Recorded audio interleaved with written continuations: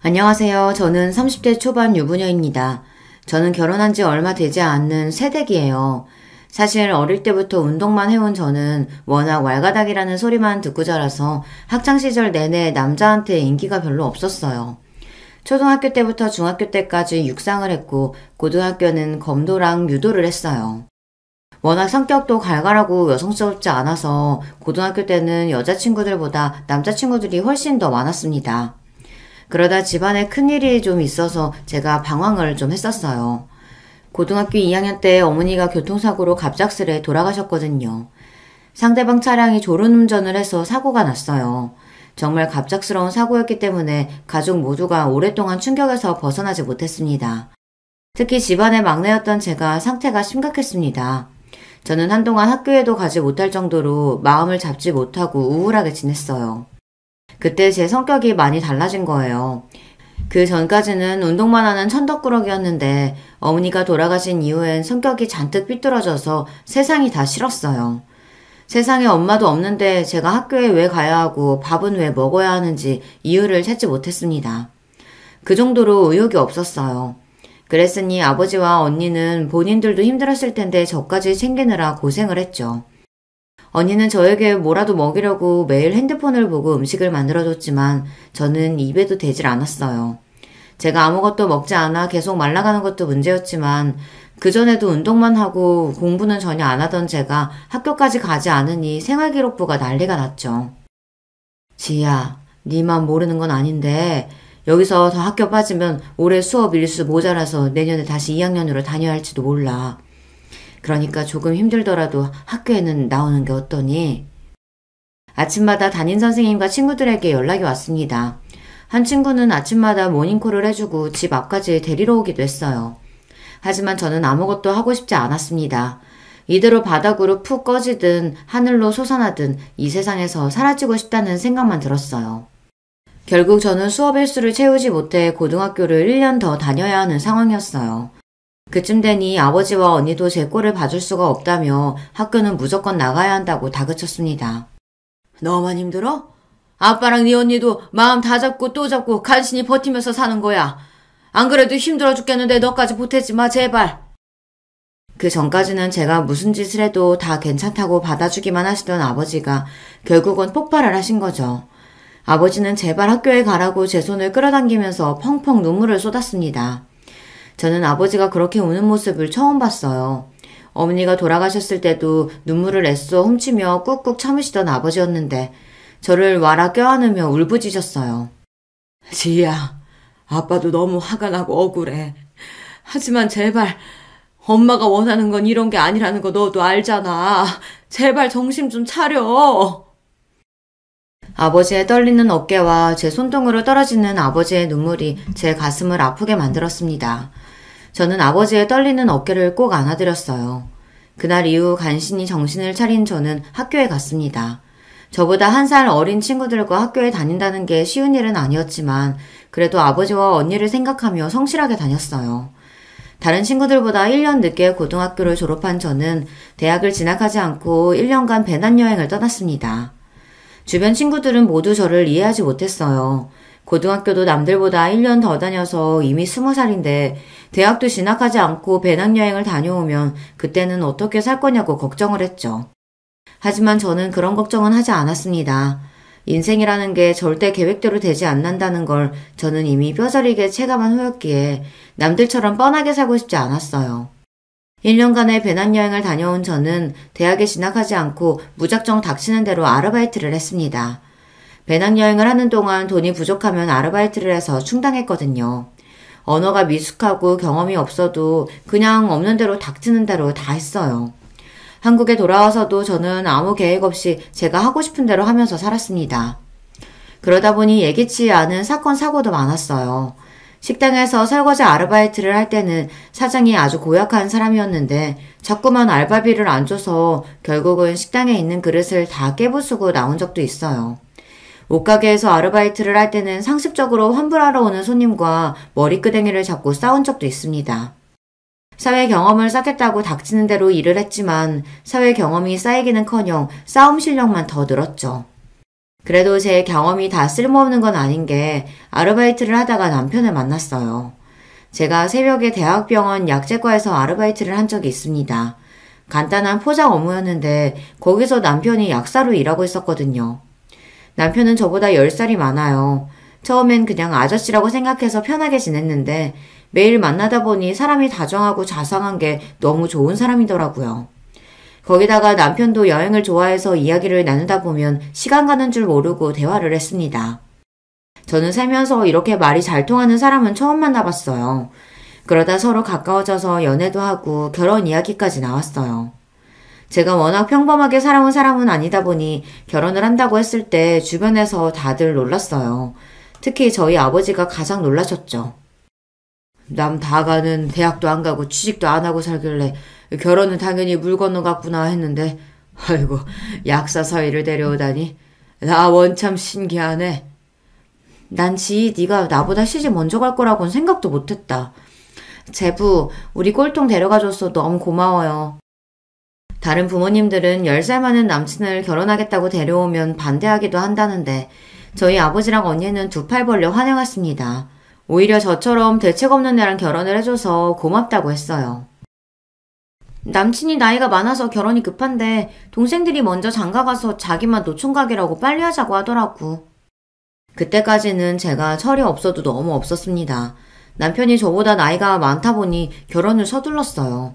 남편한테 남동생이 둘이나 있었는데 둘 다 의사라 의대 다닐 때 진짜 결혼해서 조카도 있다고 하더라고요. 그래서 집안에서 다들 본인을 노총각 취급한답니다. 아무것도 모르는 저는 그냥 좋아하는 사람하고 같이 사는 게 결혼이라고 너무 쉽게 생각했어요. 그래서 노총각 남친을 구제해주는 셈 치고 결혼을 하기로 했습니다. 그런데 제가 결혼을 너무 만만하게 생각했나 봐요. 남편과 같이 사는 건 너무 좋지만 생각하지 못한 부분들이 있었어요. 바로 시댁 식구들입니다. 저희 시댁은 제가 생각했던 것과는 너무 달랐어요. 지금만 생각하면 제가 너무 순진했던 것 같아요.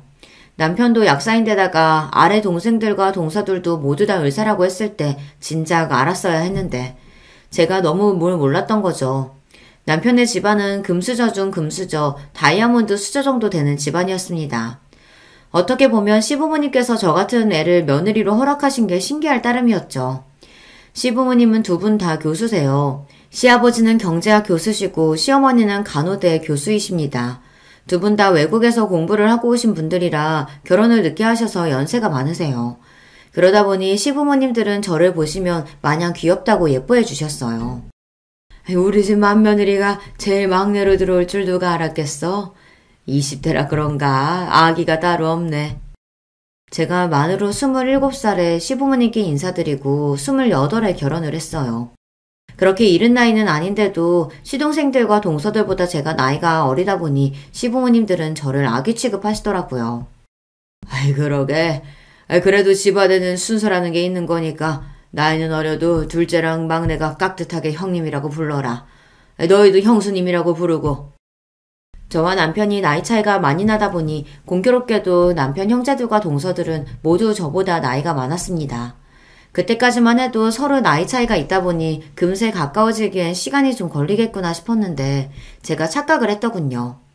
시동생들도 동서들도 애초에 저와 가깝게 지낼 생각이 없었어요. 시동생과 동서들은 저에 대해 잘 알지도 못하면서 제 나이와 하는 일을 듣고는 자기들 마음대로 저에 대한 편견을 갖고 무시하는 것 같더라고요. 결혼식을 치르고 얼마 되지 않아 시댁에 일이 있어서 가족들이 모두 모였어요. 식사가 끝나고 남자들은 볼링을 치러 간다길래 여자들끼리 커피를 한 잔 마시고 있었죠. 그때 작은 동서가 불쑥 저더러 이상한 질문을 하더라고요. 이제 결혼도 했는데 아직도 병원 약제과에서 아르바이트 한다면서요? 굳이 왜 그러는 거예요? 설마 아주버님이 생활비 안 줘요? 별거 아닌 질문이었지만 저는 괜히 기분이 상했습니다. 작은 동서 말투가 어딘지 묘하게 저를 무시하는 듯한 느낌이 들었거든요. 내가 일하는데 생활비를 뭐하러 받아요. 나 약제과에서만 일하는 거 아니고 옷가게에서도 아르바이트 하고 있어서 돈은 충분해요. 동서가 하는 말의 의도를 모르는 건 아니지만 저는 애써 모르는 척 제 생각대로 이야기를 했습니다. 성인이 된 이후 제가 취직을 안 하고 아르바이트만 한다고 했을 때 이해하지 못하는 사람들이 많이 상대했으니까요. 그러자 동서들이 자기들끼리 눈을 맞추며 실실 웃더니 막내 동서가 이해가 안 된다는 듯 제 어깨를 기분 나쁘게 톡 쳤어요. 우리 형님 나이가 어려서 그런가 철이 없어도 너무 없다. 아주버님이 약재과 과장인데 아내가 같은 직장으로 아르바이트 나오면 아주버님이 뭐가 돼요. 사람들이 말은 안 해도 다들 뒤에서 쑥덕거리죠. 막내 동서랑 막내 시동생이 남편이랑 같은 대학병원에서 일해요. 그러다 보니 저와 남편이 연애할 때부터 막내 동서가 약작과에 저를 보러 온 적이 있습니다. 그때도 제가 지나가다가 인사하면 인사도 잘 안 받아주고 모르는 척 지나간 적도 있었어요. 아마 제가 나이가 어리다 보니 남편이랑 대충 만나다가 헤어질 줄 알았던 것 같아요. 제 일인데 오빠랑은 무슨 상관이에요. 우리가 결혼했다고 제가 굳이 일을 그만둘 필요는 없죠. 어머, 고작 새벽에 나가서 아르바이트 하는 걸 가지고 일이라고 하니까 너무 웃긴다. 약작가에서 최저시급은 줘요? 아니면 나한테 말해요. 내가 위에다가 이야기해 줄 테니까. 설마 새벽에 나가서 일하는데 최저시급은 주겠지. 근데 요즘은 고졸이면 취직하기 많이 힘든가? 형님은 그래서 아르바이트 하는 거예요? 대학도 안 나오고 직업도 없이 30을 앞둔 상태에서 10살이나 많은 남자와 결혼한 제가 남들 보기엔 한심하다는 걸 저도 압니다. 하지만 이 모든 건 다 제 선택이었어요. 제가 책임지는 제 인생이니 제가 하고 싶은 대로 하고 사는 것 뿐입니다. 남에게 피해를 주는 것도 아니고 신세를 지는 것도 아닌데 제가 왜 동서들에게 이런 이야기를 들어야 하는 건지 오히려 제가 더 불쾌했죠. 고졸이 대졸보다 취직이 어렵긴 하겠죠. 근데 난 아직 취직하고 싶은 생각이 없어서 이력서도 안 넣어본 거라 잘 모르겠네요. 동서들과 저는 다릅니다. 서로 살아온 환경이나 방식도 다르고 가치관도 다르다 보니 이야기를 나눠봐야 서로 좋을 게 없는 관계잖아요. 그러다 보니 저는 더 이상 이야기하고 싶지 않았어요. 그런데 동서들은 뭐가 그렇게 재미있는지 제가 무슨 말만 하면 실실 웃었어요. 그것도 아주 기분 나쁘게 말이죠. 와, 형님 자신감이 대단하네요. 하긴 그래서 취집에 성공한 건가? 작은 동서의 입에서 나온 취집이라는 말이 저는 뭔지 몰라 의아한 표정을 지었어요. 그러자 막내 동서가 저에게 취집이라는 단어를 모르냐고 대묻더니 또 자기들끼리 깔깔 웃더군요. 그러더니 하는 말이 기가 막혔어요. 취업 대신 시집이라는 말인데 우리 젊은 형님은 그런 말도 모르셨구나? 하긴 사회생활을 안 해봤으니 잘 모를 수도 있겠다. 동서들의 말에 저는 순간 얼굴이 빨개졌습니다. 동서들은 저를 능력도 없으면서 조건 좋은 남자를 골라 꼬셔 결혼한 것처럼 몰아갔어요. 근데 가만 보면 형님이 제일 승자이긴 해요. 우리는 학교 다닐 때부터 공부만 하다 힘들게 의대 가서 20년 내내 공부만 하다 의사 남편 만나서 결혼한 건데 형님은 내내 놀기만 하다가 아주버님처럼 능력 있고 자상한 남편에 우리 시부모님처럼 편견 없고 다 받아주시는 좋은 분들 만난 거잖아요. 아유, 생각해보니까 좀 억울하네. 그러게, 우린 죽어라 공부하고 열심히 살아서 의사 남편을 교수 시부모님 만난 건데 형님은 노력한 것도 없이 우리 집 맏며느리 자리를 떡하니 얻은 거네요. 와, 나도 이럴 줄 알았으면 그냥 의대 가지 말걸 놀걸. 아우, 억울해. 저는 동서들 말을 듣다 너무 기가 막혀서 말문이 턱하고 막히고 말았어요. 세상에 저런 논리가 어디 있습니까? 저는 너무 황당해서 상종하고 싶지도 않았어요. 동서들은 다들 조건만 보고 결혼했나 봐요. 남편이랑 시댁을 어떻게 그런 식으로 말할 수가 있어요? 어머, 우리 형님 농담 좀 한 거 가지고 또 정색하신다. 농담이에요, 농담. 역시 우리 형님이 사회성이 좀 부족하다니까. 저는 동서들과 대화를 하다 보면 도마 위에 생선이 된 것만 같은 기분이 들었어요. 물속이 아닌 허공에 붕붕 떠있는 것도 불안한데 자기들 마음대로 이쪽으로 썰었다 저쪽으로 썰었다 사람을 가지고 노니까요. 그러던 어느 날이었습니다. 시어머니 생신이라 며느리들끼리 선물로 오래된 냉장고를 바꿔드리기로 했어요. 그래서 동서들이랑 셋이 백화점에서 만났습니다. 사실 저는 만나기 전부터 이미 긴장한 상태였어요. 결혼하고 시댁에서 동서들을 만날 때마다 썩 유쾌한 이야기를 나눈 적이 없었기 때문에 오늘은 또 동서들이 뭘 가지고 사람을 괴롭힐까 걱정됐거든요. 더군다나 남편이나 시부모님도 없이 셋이서만 만나기로 했으니까요. 그런데 역시나 동서들은 저를 가지고 놀리려고 작정을 하고 왔더군요. 냉장고를 고르고 잠깐 커피숍에 들어가 이야기를 나누는데 막내 동서가 또 뜬금없이 사람을 긁는 이야기를 꺼냈어요. 냉장고가 600만 원이니까 새 집이 200만 원씩 내면 되겠네요. 어머, 참, 이건 그냥 큰 아주버님께 말씀드릴 걸 그랬나? 큰형님은 200만 원 내기 어려우실 거 아니에요. 동서는 그런 말을 그렇게 대놓고 해. 형님 아르바이트해서 생활비도 간신히 벌 텐데 200이 있겠어? 당연히 없지. 형님 지금 안 주셔도 되니까 아주버님한테 이야기해서 200만 원 저한테 보내주세요. 제가 결제할게요. 저는 살다 이런 사람들은 처음 봤습니다. 저는 초, 중, 고 내내 운동을 해서 그런지 한 번도 애들한테 놀림을 받는다거나 따돌림을 당한 적이 없어요. 가끔 남자애들이 놀려서 제가 발차기만 한 번 하면 다들 놀라서 그때부터는 일절 안 놀렸거든요.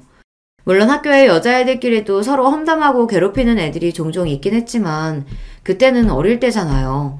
동서들은 40이 된 나이에 을사시긴 하는 사람들이 고작 이제 갓 30이 넘은 저에게 왜 이렇게까지 하는 건지 이유를 알 수 없었습니다.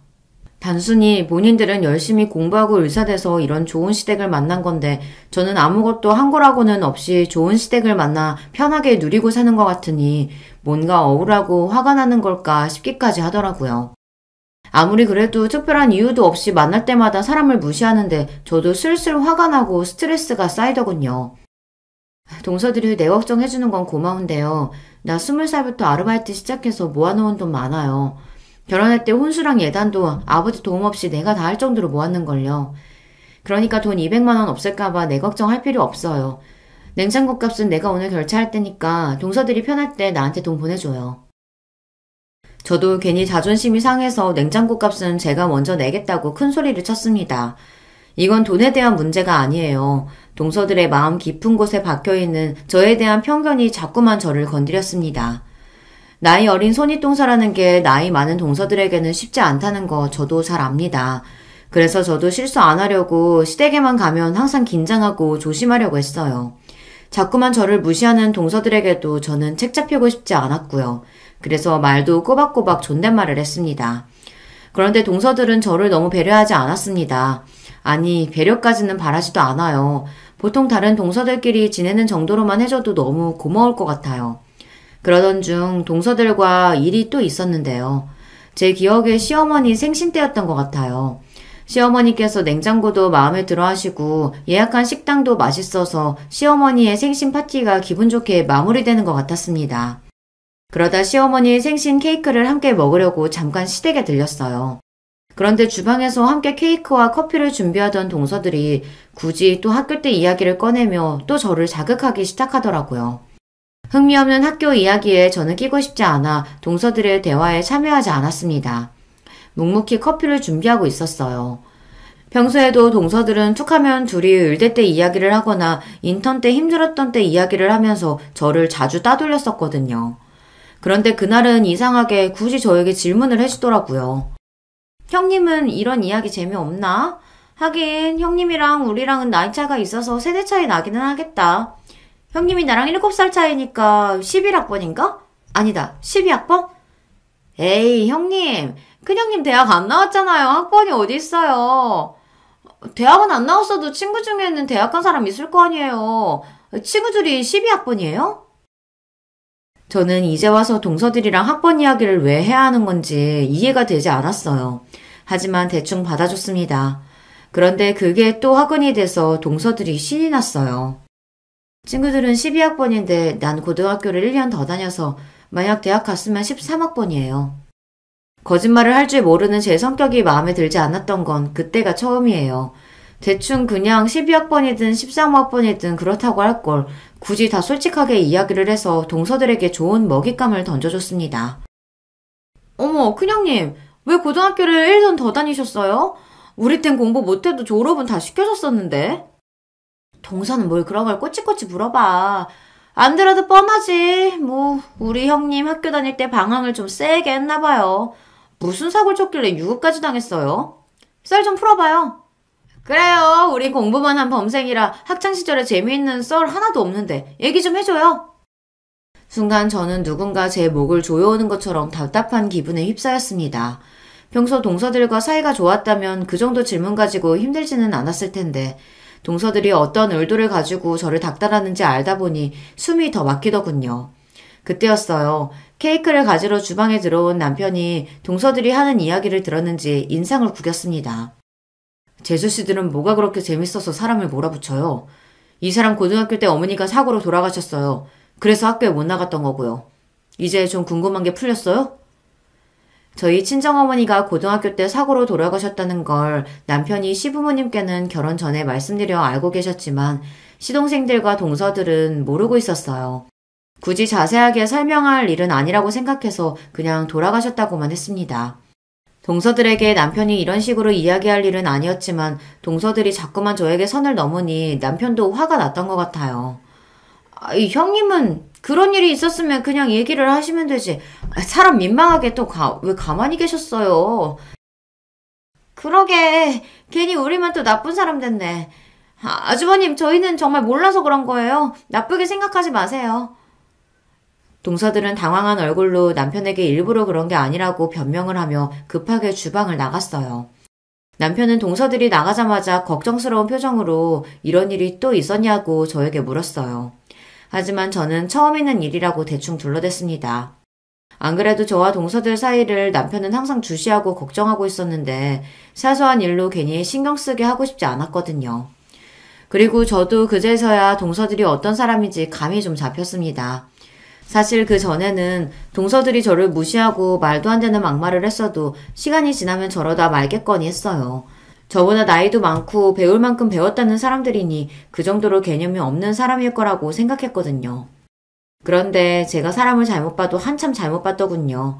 동서들은 개념이 없는 정도가 아니라 기본적인 인성 자체가 글러먹은 인간들이었어요. 더는 상정할 필요 없겠다 싶었습니다. 하지만 제가 아무리 상정하고 싶지 않다고 해도 가족으로 엮인 관계이다 보니 아예 안 보고 살 수는 없었습니다. 그나마 다행인 거는 동서들이 둘 다 의사다 보니 병원 일이 바빠 시댁 행사에 자주 빠지는 일이 많았어요. 명절에도 병원에 일이 있으면 출근을 해야 한다고 해서 명절에 시댁에 며느리는 저만 간 적도 허다했습니다. 그때마다 시부모님은 저에게 부담을 주는 것 같다고 저도 오지 않아도 된다고 하셨어요. 이번 명절에 둘째 막내 둘 다 근무를 하고 명절 지나고 온다고 하네. 우리는 제사도 없고 특별히 할 일 없으니까 그네 너도 그냥 일찍 친정 가서 쉬어. 아니면 둘이 여행이라도 다녀오던지. 동서들이 거지 같아도 제가 시댁에 가는 걸 싫어할 수 없는 게 시부모님은 너무나도 좋으신 분들이에요.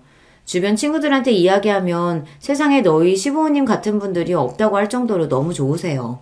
평소에도 절대 먼저 전화하시는 일도 없고 제가 안부 전화를 일주일에 한 번 정도 드려도 번거롭게 전화하지 않아도 된다고 편하게 이야기해 주시죠. 거기다가 명절에도 일이 있으면 올 필요 없다고 항상 먼저 이야기를 해주세요. 더군다나 저와 남편이 결혼하고 2, 3년 동안 아이를 갖지 않았는데도 한 번도 아이는 언제 가질 거냐는 식의 이야기를 꺼내신 적도 없습니다. 오히려 동서들이 쓸데없는 참견을 하기는 했지만요. 큰형님은 결혼한 지 꽤 된 것 같은데 왜 애를 안 가져요? 한 살이라도 어릴 때 가져야지. 나이 먹어서 키우려고 하면 너무 힘들어요. 혹시 우리 아주버님이 나이가 많아서 영 안 생기는 건가? 동서들은 둘 다 결혼하자마자 애를 낳아서 조카들이 벌써 다들 초등학교 고학년이에요. 동서들은 둘 다 일이 바쁘다 보니 친정에서 애들을 다 봐주시는 것 같더라고요. 요즘은 여자가 젊어도 안 생기는 경우가 많던데 어차피 낳을 생각 있는 거면 하루라도 빨리 병원에 가봐요. 아주버님 나이도 있는데 더 늦어지면 못 낳을걸요? 제가 먼저 애 낳고 싶다고 말한 것도 아닌데 동서들은 우리 부부가 애를 낳네 못 낳네 하면서 자기들끼리 떠들었어요. 참 저에게 관심이 많았습니다. 우리는 연애할 때부터 아이는 생기면 낳고 안 생기면 그냥 둘이 재밌게 살자고 이야기했던 거라 굳이 걱정 안 해요. 남편도 저도 둘 다 결혼했다고 꼭 아이를 가져야 한다고 생각하는 편은 아니라서 아이 문제는 구체적으로 생각해 본 적이 없었어요. 형님은 참 눈치도 없다. 그 말을 믿어요? 남자들 100이면 100, 다들 애가 있든 없든 상관없다고 말해요. 근데 그거 다 여자 부담 가질까봐 하는 말이지 속으로는 다 낳고 싶어 하죠. 우리 신랑도 애 안 낳아도 된다더니만 결혼하고 반년 지나자마자 왜 애가 안 생기냐고 병원 가보자고 했다니까요. 동서 말이 맞아요. 아주버님 우리 애들 태어났을 때 얼마나 예뻐했는데요. 자기 자식 낳으면 아주 난리 날걸요? 맞다. 아주버님 아기 엄청 좋아하시지? 우리 큰형님이 빨리 아기 하나 낳아줘야겠네. 동서들과 이야기를 나누다 보면 마음이 항상 무겁고 답답해요. 듣다 제가 알아서 하겠다고 한마디 하려던 참이었는데 저희 이야기를 들으셨는지 시어머니께서 나서서 제 편을 들어주셨습니다. 너희들은 아직 결혼한 지 얼마 안 된 사람한테 무슨 그런 이야기를 하고 있어? 애 낳고 말고는 부모가 될 사람들이 결정하는 건데 큰애들이 둘이 어려나 알아서 하겠지.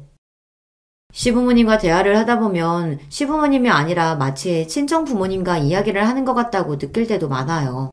엄마가 일찍 돌아가셔서 제가 결혼한 모습을 엄마가 보셨다면 어땠을까 가늠이 되진 않지만 그래도 언제나 저를 먼저 생각해 주시는 시부모님이 있어서 마음이 든든했습니다. 그렇다 보니 저는 시부모님이 굳이 올 필요 없다고 하셔도 알아서 시댁에 자주 갔어요. 명절에도 오지 말라고 하셔도 제가 먼저 일찍 찾아뵙고 인사를 드렸습니다. 한 번은 명절에 저희 부부와 시부모님과 함께 여행을 가기로 했습니다. 동선애들은 다들 바쁘다고 해서요. 시아버지께서 전에 일본에 한 번도 가본 적이 없다고 하신 게 생각나서 일본 온천 여행을 제가 예약했거든요.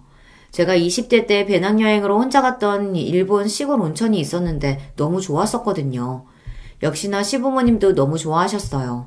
여행을 갔다 와서도 주변에 여러 번 이야기하실 정도로 너무 좋았다고 하시더라고요. 내가 미국이며 유럽이며 안 가본 나라가 없었는데 일본 시골에 가서 이렇게 즐겁게 지내다 올 줄은 몰랐다. 비행기도 금방 가고 숙소며 음식도 너무 좋아서 시간 가는 줄 모르고 놀다 왔다니까. 우리 큰며느리 덕분에 우리가 아주 호강했어. 시아버지는 워낙 출장이 잦으셔서 젊어서부터 안 가본 나라가 거의 없으신 분인데 원래 여행은 별로 안 좋아하신대요. 비행기 타는 것도 싫어하시고요. 그런데 이번 일본 여행은 제가 하나부터 열까지 준비를 너무 잘해서 좋았다고 하셨습니다. 물론 여행 준비하느라 고생한 저를 생각해서 하신 이야기라는 걸 알지만 그래도 가족들 앞에서 너무 좋았다고 계속 이야기를 해주시니 저도 뿌듯했어요. 그런데 시아버지께서 저를 칭찬하시는 게 동서들은 또 마음에 안 들었나 봐요. 굳이 싫은 소리들을 한마디씩 보태더군요. 큰형님, 천상 곰인 줄 알았더니만 이제 보니 아주 여유가 따로 없네요. 우리 바쁜 틈에 어느새 그렇게 아버님께 여우짓을 해서 점수를 땄어요. 아버님이 아주 큰형님 칭찬만 해서 우리는 아주 민망해 죽는 줄 알았어요.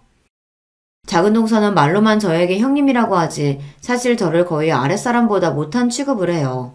저보다 나이가 훨씬 많으니 웬만해선 저도 넘어갔는데 그날은 말을 대놓고 재수없게 하더군요. 동서가 내가 많이 부러웠나 보네. 아버님한테 점수 딴 게 부러우면 동서들도 어머님 아버님 좀 챙겨요. 매일 일만 하지 말고. 그날은 저도 시아버지의 칭찬에 어깨에 뽕이 좀 들어갔어요. 그런지 동서들을 내려다보며 은근히 반말을 좀 섞기도 했어요. 동서들은 제 행동에 기가 막혀서 할 말이 없는지 입을 꾹 다물더군요. 솔직히 동서 둘 다 항상 일 핑계로 시부모님을 챙기지 않는 건 사실이니까요. 그러던 어느 날이었습니다. 저에게 좋은 일이 하나 생겼습니다.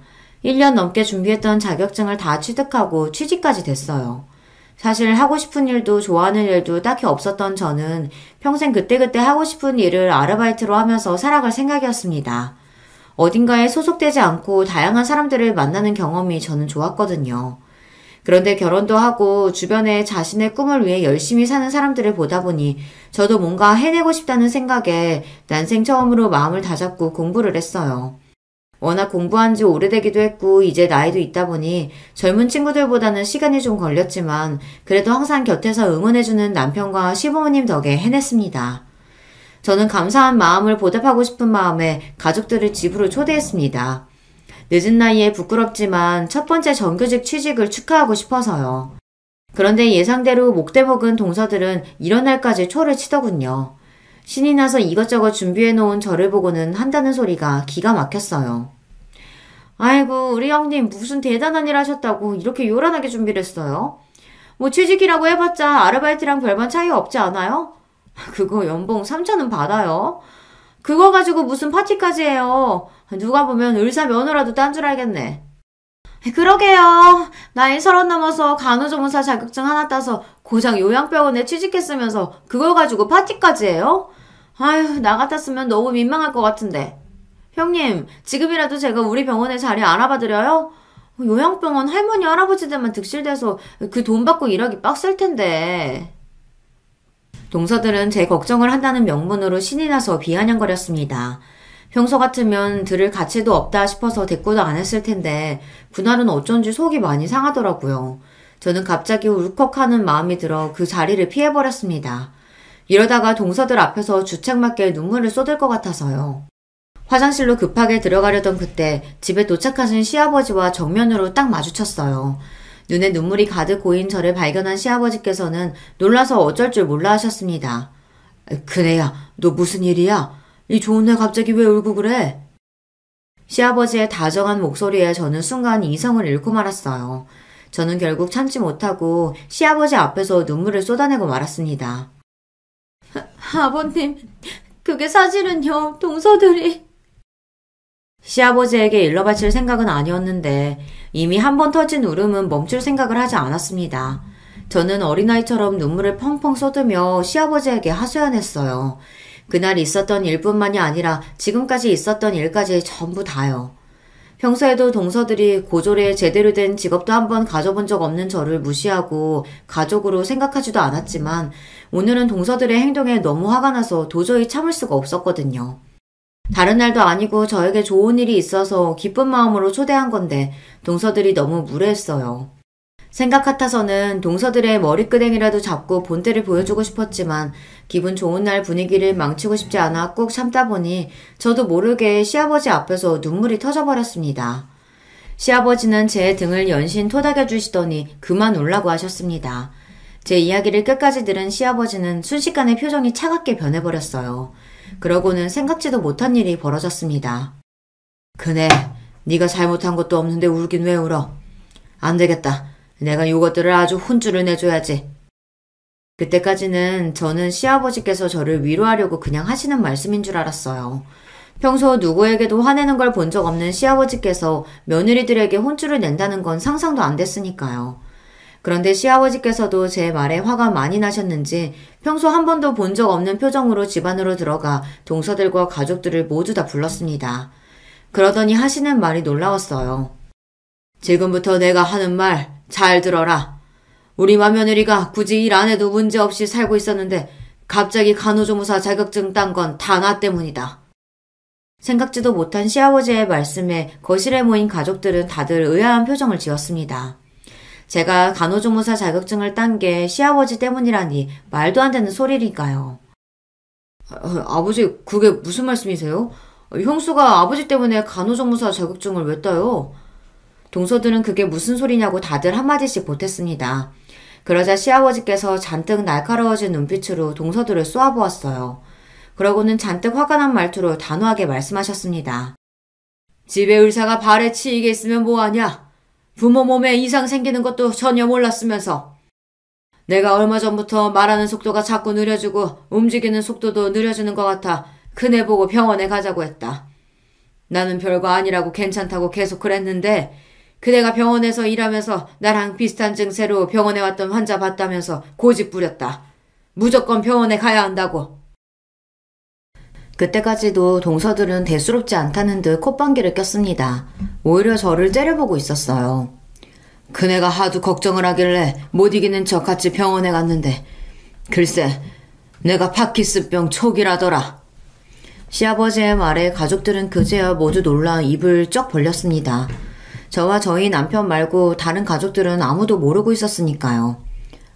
당신은 그렇게 중요한 일에 나한테까지 말을 안 하면 어떡해? 시어머니는 어떻게 본인에게도 말을 안 할 수 있냐며 눈물이 그렁그렁한 눈으로 시아버지의 손을 꼭 잡으셨습니다. 시아버지도 그럴 수밖에 없었던 게 시어머니께서 얼마 전 갑상선 저하증 진단을 받으셔서 계속 검사를 받고 있었고 하시던 일도 그만두고 쉬고 계셨어요. 그러다 보니 시아버지도 아프시다고 하면 시어머니께서 걱정을 많이 하실까봐 저와 남편에게 다른 가족들에게는 이야기하지 말라고 신신당부를 하셨습니다. 그네 덕분에 일찍 병원 가서 다행히 중요한 검사들은 다 받았다. 심각한 건 아니고 운동 치료하면서 약 먹으면 증세 호전된다고 하더라. 계속 치료받고 약 먹고 했더니 다행히 많이 좋아졌고. 아버님, 자식이 넷이나 의사인데 어떻게 저희한테 아무 말도 안 하시고 아무것도 모르는 형님이랑 병원에 가실 수가 있어요? 병원에 다녀오시자마자 저희한테 이야기를 하셨어야죠. 작은 동서는 뭐가 그렇게 억울한지 미간까지 구기며 저를 쏘아보더니 시아버지께 원망 섞인 소리를 해댔습니다. 마치 제가 일부러 말을 안 하기라도 한 것처럼요. 그 모습에 저는 절로 웃음이 튀어나왔어요. 이제와 저를 견제하는 동서의 태도가 기가 막혀서요. 너희한테 말을 하라고? 솔직히 이제와 말이지만 너희 매일 병원 바쁘다는 핑계로 나나 너희 시어머니한테 안부 전화라도 한 번 한 적이 있니? 명절이고 생일 때도 일 있으면 당연하게 오지도 않아서 1년에 한두 번 볼까 말까인데 내가 그거 조금 아프다고 너희한테 뭐라고 말을 해? 시아버지는 그동안 동서와 자식들에게 서운했던 마음을 털어놓으셨어요. 에이, 아버님도 저희가 뭘 또 전화를 안 한다고 그러세요. 암튼 이제라도 알았으니까 우리 병원에 한번 오세요. 제가 정밀검사 해드릴게요. 아니야, 동서. 파킨슨은 동서네 병원보다 우리 병원이 훨씬 유명하니까 내가 예약해줄게. 아버님, 우리 병원으로 오세요. 동서들은 그제야 본인들이 병원에 예약을 해둘 테니 자기네 병원으로 오라고 앞다투어 이야기했습니다. 그러자 시아버지께서 피곤하다던 듯 고개를 저었어요. 너희만 의사니? 나도 큰 병원에 아는 녀석들 친구들 많아. 다들 교수의 원장이야. 내가 아는 의사가 없어서 병원에 못 가겠어? 검사는 큰애랑 지겨울 만큼 받았으니까 너희는 신경 쓰지 말어. 아버지, 그럼 왜 그렇게 화가 나신 거예요?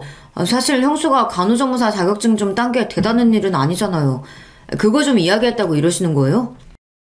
웬만해서 언성을 높이는 법이 없으신 시아버지께서 동서들이 저를 좀 무시했다고 큰 소리를 내시는 게 시동생들도 언짢았는지 불만을 토로하더군요. 그러자 시아버지는 다시 한번 한숨을 깊게 내셨어요. 아이고, 이 생각 없는 녀석들. 네 형수 어린 나이에 사고로 어머니 돌아가시고 내내 방황하며 지내다 여행 다니고 이런저런 아르바이트 하면서 여러 사람 만나면서 위로받고 버틴 사람이야. 그런 사람이 시아버지 나 아프다고 뭐라도 도와주고 싶다고 간호조무사 자격증까지 딴 거야. 요양병원으로 취직한 것도 그 병원에 파킨슨 요양 환자가 많다는 소리 듣고 바로 이력서 넣었고 내 병에 대해서 공부해서 옆에서 도와주겠다고. 그 마음이 얼마나 기특하냐? 그랬습니다. 사실 공부에 공짜도 모르는 제가 갑자기 간호조무사 공부를 시작한 건 시아버지께서 파킨슨병 초기라는 것을 알게 된 뒤였습니다.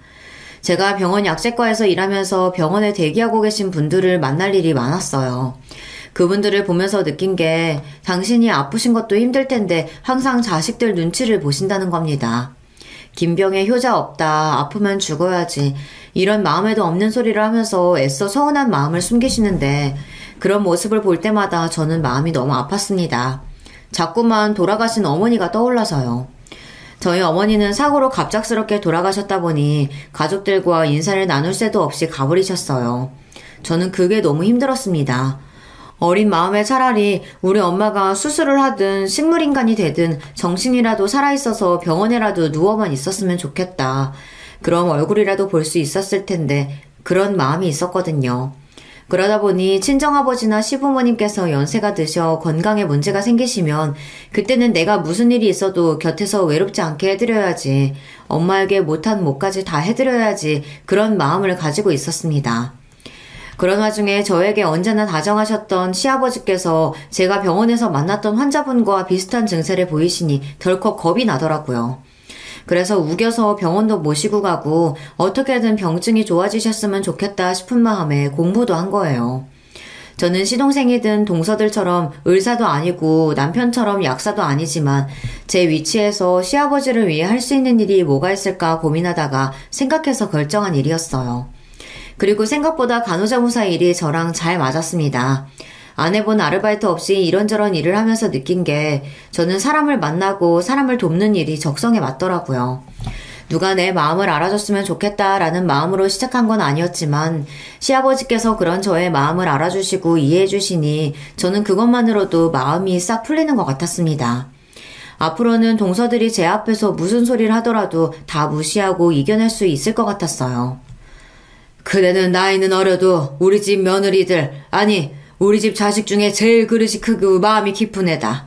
앞으로 한 번만 더 큰애 마음 상하게 하는 일 있으면 그거 내가 가만히 안 있을 거니까 그런 줄 알아. 시아버지의 단호한 말투에 그전까지 궁시렁거리던 시동생들과 동서들은 입을 딱 다물어버렸습니다. 더군다나 거기서 끝이 아니었어요. 시아버지는 동서들에게 다가가 지금 당장 저에게 사과를 제대로 하라고 하셨습니다. 왜들 그러고 있어? 잘못한 일이 있으면 사과해야지. 어디 감히 손이 형님한테 최저시급이니 고작 요양병원이니 그런 소리를 해? 너희들은 의사라는 것들이 병원에서 같이 일하는 동료들을 그런 식으로 생각하냐? 아니에요, 아버님. 제가 병원 생활이 몇 년인데 설마 간호조무사들을 그렇게 생각하겠어요. 그럼 네 형님한테 왜 그런 소리를 한 거야? 너도 모르게 그런 실언한 거면 얼른 지금 당장 사과해라. 막내 너도. 사과하라는 말에 동서들이 입을 다물고 쭈뼛거리니 시아버지께서 자리에서 벌떡 일어나 화를 내셨습니다. 얼씨구, 너희가 아직도 뭘 잘못했는지 모르는구나. 너희들은 스스로 좋은 대학 나오고 의사라고 뭐 되게 대단한 자식이고 며느리인 줄 아나 본데 나한텐 전혀 아니거든. 나도 사람이라 의사고 뭐고 나한테 잘하고 나 잘 챙기는 자식이 예뻐. 난 우리 큰며느리가 제일 예쁘고 좋으니까 앞으로 나 죽거든 내 재산은 다 큰애에게 줘야겠다. 동서들이 시아버지의 말을 듣고도 사과를 하지 않은 게 마음에 들지 않으셨는지 시아버지는 갑자기 폭탄 발언을 하셨습니다.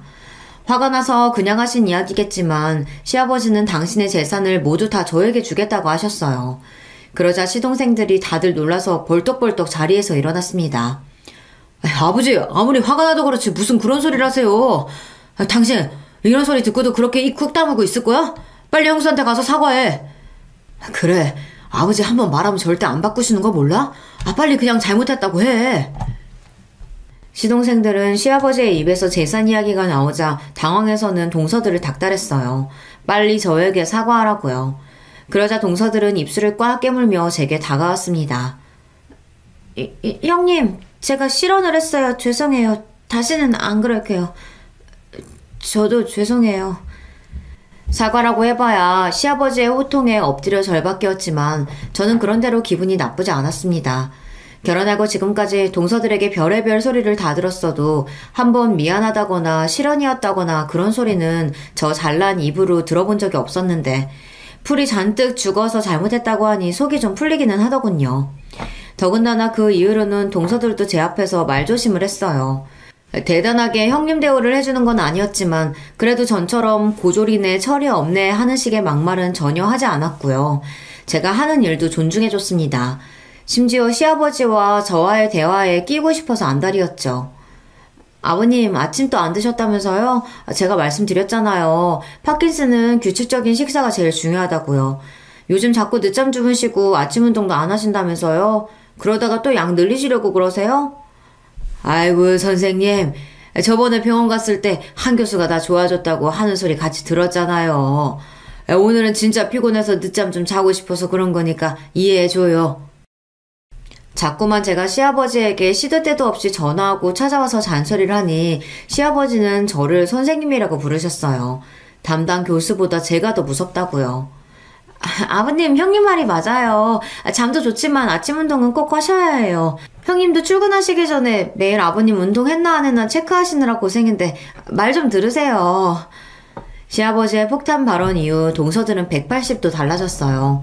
물론 사람이 변할 리는 없죠. 속으로는 무슨 생각을 하고 제가 없을 때는 동서 둘이 뭐라고 떠드는지는 몰라도 최소한 제가 있는 앞에서는 이제 저를 무시하는 말을 하지는 않아요. 형님, 제가 의사인데 제 말이 맞죠. 요양병원에서 환자 좀 돌봤다고 그게 단줄하세요? 동서, 형님한테 그게 무슨 말버릇이야. 아니, 제가 형님을 무시한 게 아니라 죄송해요. 제가 원래 성격이 급해서 이건 그냥 실수한 거니까 아버님한테 이야기하지 마세요. 물론 간혹 습관처럼 저를 무시하던 습관이 아직 튀어나오긴 하지만 얼른 말을 주워 담으며 곧바로 미안하다고 사과를 합니다. 혹시나 또 제가 시아버지에게 일러바치기라도 할까봐요. 시아버지 덕분에 동서들과 지내는 게 전처럼 힘들지는 않아요. 그리고 저도 요양병원 일이 생각보다 고되다 보니 다른 데 신경 쓸 여력이 없습니다. 지금은 제 일과 시아버지의 건강이 제일 중요해요. 그러다 보니 생각 없는 동서들과 신경전을 할 여유 같은 건 없는 거죠. 이렇게 나이가 들다 보면 언젠가는 동서들과도 그 전에 있었던 일을 웃으면서 농담처럼 말할 수 있을 때가 올 거라고 기대합니다. 제가 이제는 어머니를 떠올려도 더는 억울한 마음이 들지 않는 것처럼 말이죠. 여러분은 저와 같은 경험을 하신 적이 있으세요? 절대 용서할 수 없을 것만 같은 대상을 용서한 적이요. 그런 경험이 있으시다면 댓글로 남겨주세요. 저와 비슷한 일을 겪으신 분들의 댓글을 보면 저도 다시금 마음을 다잡고 용기를 내며 살 수 있을 것 같습니다. 두서없이 써내려간 저의 이야기 끝까지 들어주셔서 감사해요. 여러분의 가정에는 언제나 행복한 일만 가득하시길 바랄게요. 안녕하세요. 저는 30 중반의 여성입니다. 저는 결혼했지만 전업주부는 아니고요. 나름 열심히 일하고 경력에 욕심이 있는 잘 나가는 아줌마입니다. 비록 결혼하고 유부녀가 되었어도 최소한의 휴직만 빼고는 계속 일을 하고 있어요. 현재는 변호사로 법조계에서 일을 하고 있습니다. 결혼은 20대 후반에 했어요. 남편은 동갑의 같은 업계 사람이었고요. 사람이 참 순하면서도 착해서 좋아했어요. 사실 제가 이렇게 말하면 많은 분들이 안 믿고는 하는데요. 왜냐하면 남편이 꽤 잘생기고 키도 커서 대부분의 사람들이 제가 남편 얼굴을 보고 좋아했을 거라고 생각하더라고요. 뭐 잘생긴 외모가 분명히 플러스가 된 부분은 있었죠. 하지만 그게 다는 아니라는 거를 잘 알았기 때문에 그저 잘생기기만 했다면 결혼까지 하지는 않았을 겁니다. 저도 나름대로 잘 사는 부모님이 있고 저 자신도 꽤 괜찮은 능력을 가진 아가씨였으니까요. 남편도 사실 제가 그렇게 자신감 넘치는 부분을 좋아했다고 하더라고요. 남편의 집도 괜찮게 사는 집이었어요. 저희 집은 부모님이 두 분 다 의사셨고 병원이 있었는데 남편네는 시아버님이 기업 쪽 좀 높은 분이셨죠. 그렇다고 뭐 장급이거나 그 정도는 아니셨고 승진을 쭉 하셔서 나름대로 임원 자리에는 오르신 분이었어요. 그런데 공기업이 메이저 공기업은 아니고 또 하위직에서 승진하셨던 터라 그렇게 소위 말하는 끝발이나 인맥이 좋은 타입의 임원은 아니셨던 거죠. 겉으로 보기에는 와 대단하다 하지만 실제로는 그냥 떨어지는 일 처리하기 바쁘셨던 직원에 가까운 임원이셨어요.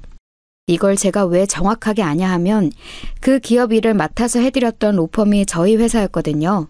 이래저래 법정 소송 같은 게 걸려 있어서 그거 해결해 드리려고 거래를 했는데 당시에는 남편하고 사귀는 사이도 아니었고요. 그런데 자세히 회사 사정을 알고 나니까 시아버지가 그런 분이시더군요. 그때 일 처리가 잘 되어서 좋은 관계로 끝났고 로펌 차원에서는 쭉 계약도 이어졌지만 저는 이직하느라고 거길 나왔고요. 그런데 그 이후에 이직한 곳에서 남편을 만나게 된 거였고요. 저희 시댁에서 저를 참 많이 예뻐하셨답니다. 제가 그렇게 막 사근사근한 성격은 아니에요. 그런데 제가 일하는 모습을 직접 보셨던 시아버지께서는 우리 며느리가 아주 똑똑하고 딱 부러진다면서 저 같은 사람이 조직에 있으면 정말 무척 좋다고 칭찬을 많이 하셨었지요. 시아버지께서도 남편이 저를 며느리감이라고 데려왔을 때 많이 놀라셨지만 또 기쁘셨다고 하기도 하셨어요. 저도 물론 놀라기는 했었지만요. 남편은 밑으로 두 동생이 있었어요. 한 명은 남동생, 한 명은 여동생. 보통 시누이가 골치 아플 거라고 생각하고는 하는데 저희 시누이는 저하고 되게 쿵짝에 잘 맞는 사람이었어요. 시누이는 여성스럽거나 새침한 타입이 아니고 좀 호방하고 호쾌하다고 할까? 웃음소리도 크고 이런저런 궁리 없이 직설적으로 말하고 그 자리에서 감정 풀어버리는 타입이었거든요. 저보다 나이는 어려도 굉장히 호탕한 사람이라서 제가 무척 좋아하게 되었어요. 그래서 뭐 별다른 일이 없어도 시누이가 저의 직장 근처로 왔을 때 같이 커피 마시고 식사도 하고 제가 시누이의 직장 근처로 가면 같이 공연도 보고 그랬었죠. 시누이가 공연 제작 관련 일에 종사하고 있었거든요. 그래서인지 아주 오빠들 휘어잡는 카리스마도 대단했고요. 도리어 시동생이 좀 거슬리는 타입이었어요. 어릴 적에 시동생이 남편보다 공부를 더 잘했다고 하더라고요. 초등학교 때부터 고등학교 때까지 쭉 그랬대요. 남편은 그냥 중학교 때 평범하게 반에서 3등 안에 드는 모범생이었고 시동생은 전교에서 노는 우동생이었다고 하고요. 그러니 시동생은 특목고를 목표로 하다가 결국 외고로 진학해서 거기서도 공부를 잘해서 우수한 성적을 거뒀다고 들었어요. 그런데 그러다가 대학 시험에서 삐끗 실수를 해서 재수를 하게 되었던 거죠. 근데 재수를 해도 결과가 안 좋아서 결국 대학은 남편이 더 좋은 대학과 과를 나오게 된 거였고요. 시동생은 대학에 가서 공부를 정말 열심히 했지만 학점은 엄청나게 좋게 받고 계속 장학금을 받았는데도 취업도 굉장히 어렵게 했다더군요. 그렇게 열심히 공부한 학생이 만약 이과였다면 성격에 상관없이 좋은 곳에 취업을 했을지도 모르는데 안타깝게도 문과에 심지어 경영학과였거든요. 본인은 마케팅을 하고 싶어 했고요. 그런데 문제는 시동생이 사회성이 진짜 모자랐다는 거였어요. 시동생은 누구하고 얼굴 맞대고서 말하는 것도 힘들어했고 사교성은 아예 없었거든요. 마케팅 쪽은 많은 사람들 앞에 나가서 기획 설명하고 발표하는 것도 많은 직종인데 시동생이 그걸 할 수 있을 리가 없었죠. 그러니 본인이 아무리 공부를 열심히 했다고 해도 학점이 아무리 좋아도 취업이 제대로 될 리가 없었어요. 스펙을 열심히 쌓기는 했는데 마케팅은 주로 공모전을 보지만 공모전 쪽 아이디어도 딱히 반짝이는 타입은 아니라서 그냥 노력으로 쌓는 스펙만 많았고요.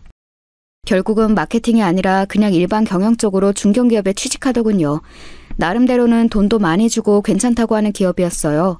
보통 그래도 거기 다니면 아 거기? 라고 일부 사람들이 이름을 기억하는 정도의 기업이었으니까요. 나름 나쁘지 않았죠. 그런데 문제는 시동생이 그렇게 대학 때부터 남편보다 못 나가기 시작하면서부터 남편을 질투했다는 거였어요. 남편은 되게 온화하고 남이 어떻게 잘 나가나 못 나가나 이런 것에 아예 관심이 없는 사람이었거든요. 그냥 누가 뭐라고 해도 그러려니 하고 지나가는 타입이었고요. 그런데 시동생은 자기가 열심히 노력하는 만큼 남보다 뛰어나기를 바라는 편이었어요. 그런데 고등학교 때까지 자기보다 못하던 형이 대학부터는 비교하지 못할 정도로 잘 나가기 시작하니까 시동생은 질투가 날 수밖에 없었던 거였죠. 남편은 시동생이 뭐라고 하거나 말거나 아무 생각 없이 넘어가는 사람이었는데 결혼하려고 가족들끼리 모두 만난 날부터 저는 시동생이 거슬렸어요. 남편이나 여동생의 시누이가 저렇게 성격 좋은 사람들인데 어째서 시동생만 저런지 알 수가 없더라고요.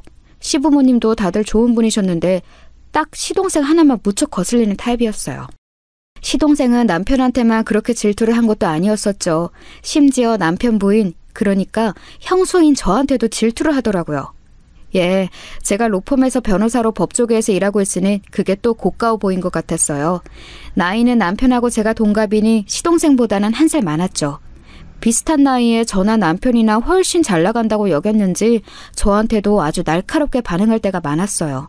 제가 시부모님하고 저희 회사 이야기를 하고 있으면 인공지능으로 가장 먼저 일자리가 없어질 업종이 법조계라고 하면서 다른 직종으로 이직 알아봐야 하는 거 아니냐고 비웃을 때도 있었고 법조계라고 해도 뭐 판사처럼 변호사가 영향력을 미치는 건 아니냐고 할 때도 있었고 그랬어요. 말로 시동생 혼내는 건 솔직히 저한테 일도 아니긴 했죠. 그런데 대부분 시동생을 만나는 자리가 시부모님하고 같이 있는 자리였고 굳이 어른들 계신 곳에서 시동생하고 트러블 만들고 싶지는 않았어요. 시부모님도 못마땅했다며 들이받았겠지만 그것도 아니고 도리어 무척 좋은 분들이셨거든요. 며느리가 시부모님 인품이 좋다고 한다면 그건 틀림없이 좋은 거예요. 그 정도로 저희 시아버지하고 시어머니는 온화하고 다정한 분이셨거든요.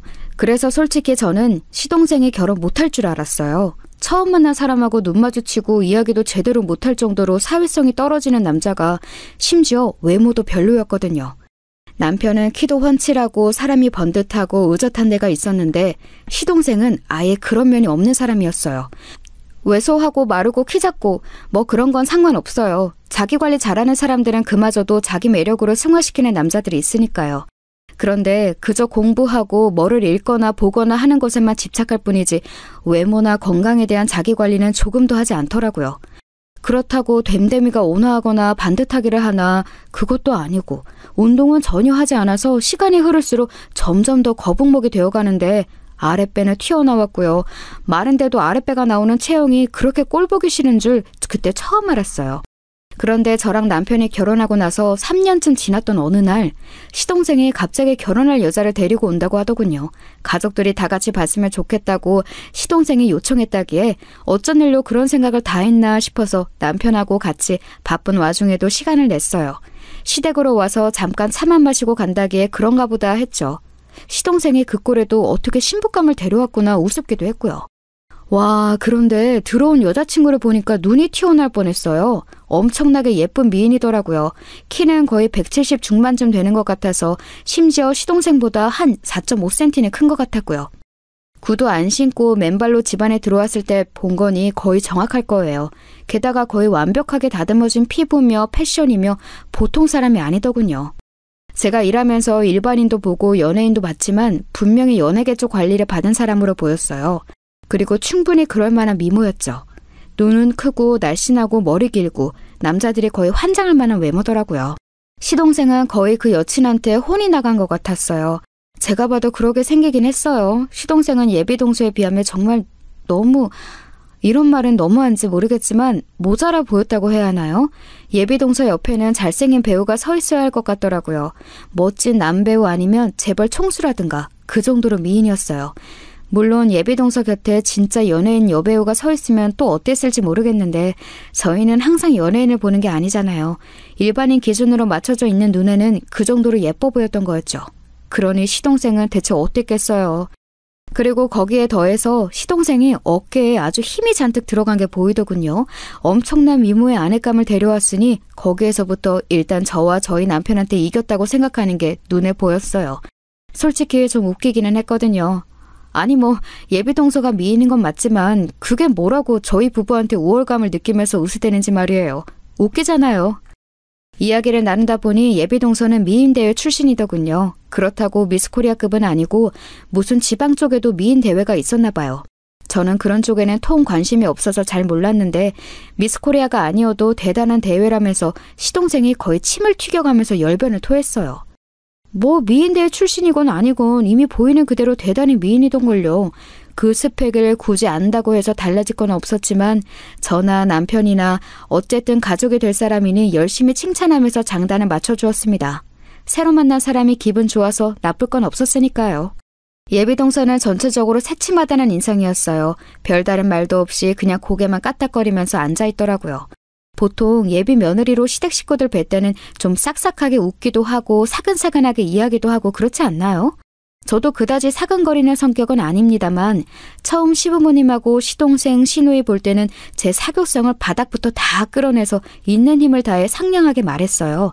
사실 평생 동안 같이 볼 사이인데 처음에는 서로 성의를 다하는 게 맞다고 생각하기도 하고요. 그런데 예비동서는 뭐랄까 누구나 자기 비위를 맞춰주는 게 익숙한 얼굴을 하고 있다고 할까요? 사실 그 정도 미인이면 주변을 둘러싼 남자들이 죄다 예비동서 비위를 맞추기는 했을 거예요. 당연하죠.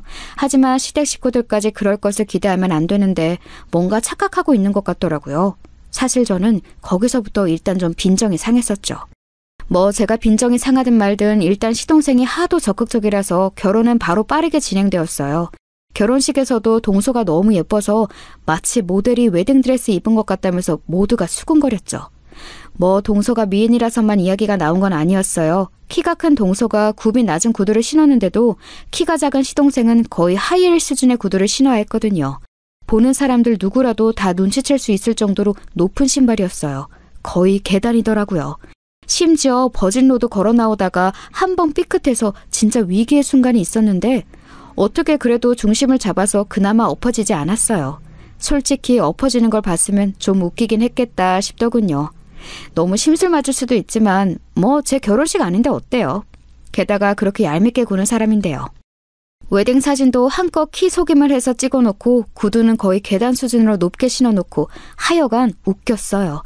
동서는 시동생이 그렇게 많이 좋지는 않은 것 같더라고요. 그냥 만나본 중 괜찮은 사람이고 또 성실한 사람이기는 하니까 결혼한다는 느낌? 직접 동서가 말한 것은 아니지만 제가 느끼기에는 그랬어요.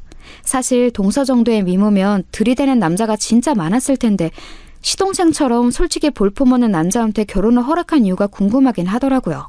그리고 솔직히 불쾌했던 점은 하나 더 있었어요. 동서가 시댁 식구들하고 만남을 가진 이후에 묘하게 저희 남편을 쳐다볼 때 눈길이 이상하더라고요. 뭔가 부러움이라고 해야 하나? 탐나는 시선이라고 해야 하나? 그런 거요. 남편 직업을 듣더니 더 시선이 강해지더라고요. 남편도 변호사, 저도 변호사라고 하니 이상하게 나를 세워서 절 쳐다봤고요. 그냥 제 착각이겠거니 하고서 넘기려고 했는데 여자 직감이라는 게 그렇게 넘길 수 있는 게 아닌 건 다들 아시죠? 아무래도 동서가 시동생보다는 저희 남편이 좀 더 탐나는 상대라고 생각하긴 하는 것 같더군요. 물론 제가 버티고 있어서 어떤 수작도 못하긴 했지만요. 남편한테 그 말을 했더니 펄쩍 뛰면서 무슨 그런 소리를 하느냐고 놀라기는 했는데 저는 꽤 예민한 편이라서 제 쪽이 결국은 맞았던 거였어요. 동서는 직업이 없었기 때문에 그냥 가정주부로 들어앉았어요. 시댁에서 시어머니가 같이 잘 지내보자고 맛있는 음식을 하시고서는 저 쉴 때나 퇴근 후에 부르시고는 했거든요. 동서도 그때 같이 부르셨는데 오기 싫은 기색이 역력하더군요. 그래도 결혼 초라서 용 빼는 재주는 없는지 꾸역꾸역 오기는 왔는데 시어머니한테 뭔가 태도가 예의가 없었어요.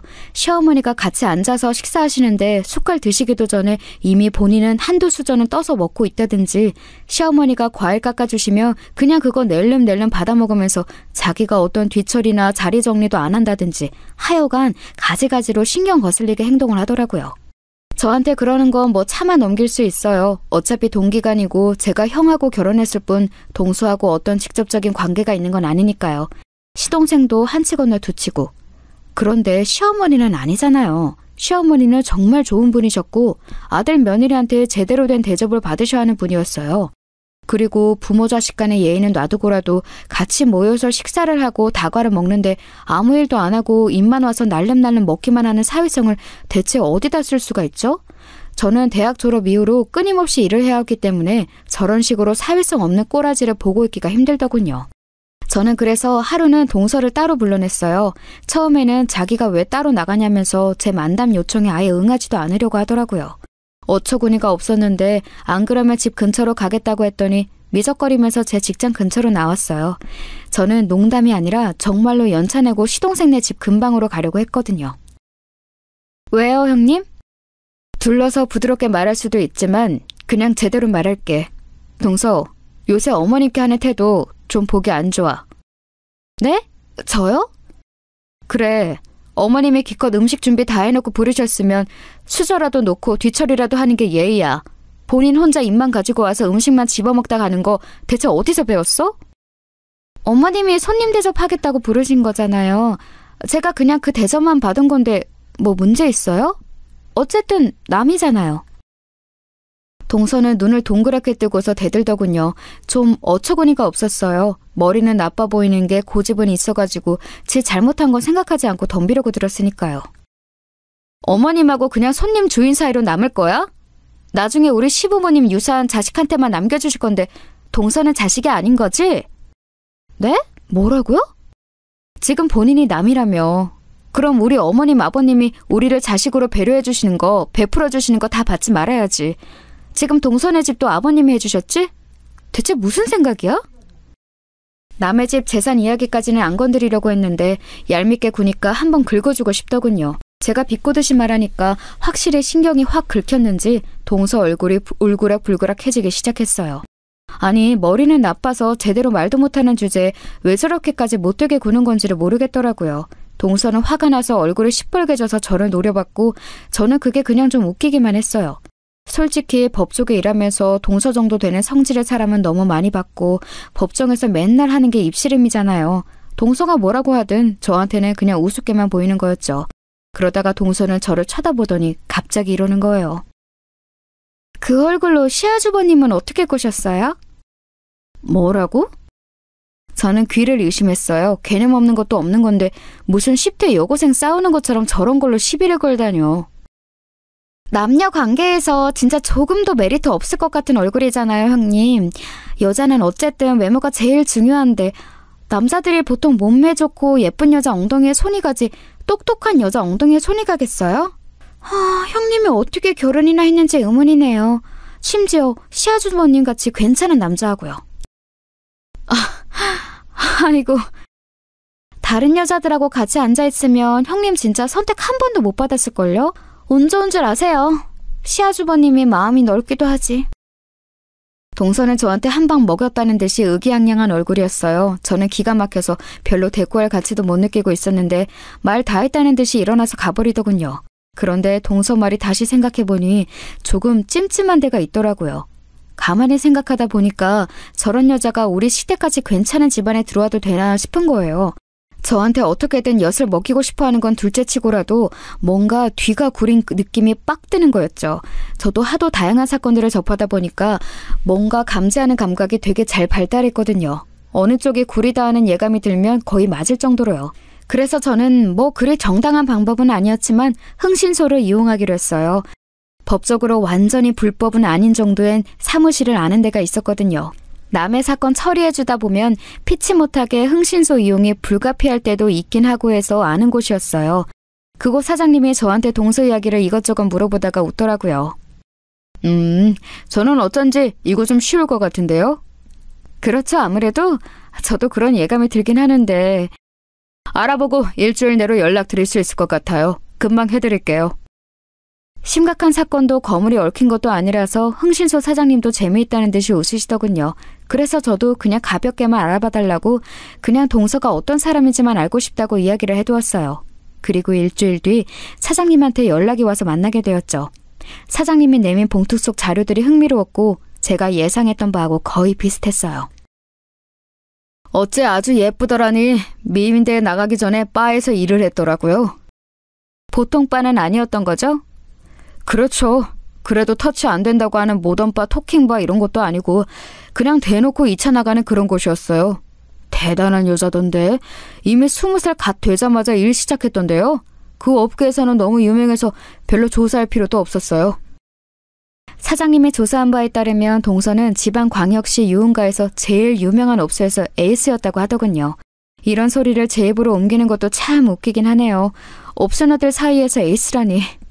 아무튼 그래서 상당히 그 지방에서 유명한 여자였고 몸매도 좋고 미인이라서 미인대에 나가고 난 뒤에는 더 유명해졌다고 했어요. 원래 20 중반쯤 되면 벌써 유흥가 쪽에서는 퇴물 취급인데 미인 대회에 입상하면서 여전히 찾는 사람이 많았대요. 그런데 갑자기 딱 끊고 서울 간다고 사라졌다는 게 얼마 전이었고요. 그런데 더 웃긴 거 뭔지 아세요? 중학교 졸업사진이 대단하더라고요. 어디 좀 봐요. 사장님이 추가로 꺼낸 어느 중학교 졸업앨범이었는데 사장님이 동서가 몇 반 졸업생이었다고 이야기했는데도 한 30명 정도 되는 반학생 중에서 동서를 전혀 못 찾겠더라고요. 다들 순진하고 귀여웠지만 그렇게 눈에 띄게 예쁜 애는 전혀 없었어요. 사장님이 그중에 한 여학생을 짚으면서 웃었습니다. 이 친구예요. 하지만 이름이 다른데요? 얼굴도 너무 다른데? 얼굴 뜯어 고치고서 개명도 한 모양이더군요. 아, 세상에. 자세히 보니까 얼굴이 남아있긴 남아있었어요. 코가 눌려서 약간 돼지상이라고 하는 그런 얼굴이었는데 콧대 세우고 눈 찢고 쌍꺼풀하고 뭐 얼굴형도 뭔가 한 모양이던데 제가 수술로는 잘 알지를 못해서 정확히는 알 수가 없었어요.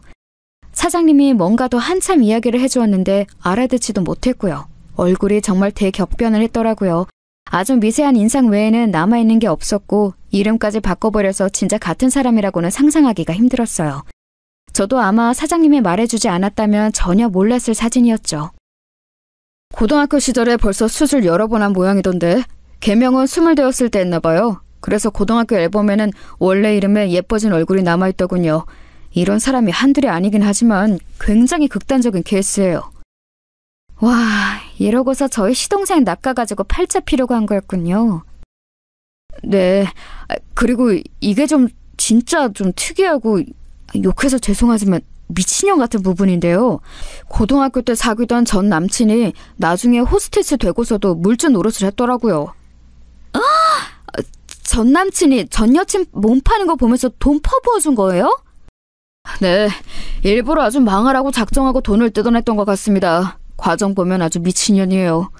사장님의 말에 따르면 동서는 호스티스 생활을 하면서 전 남친이 집착하는 동안 아주 효율적으로 돈을 빼먹었다고 하더군요.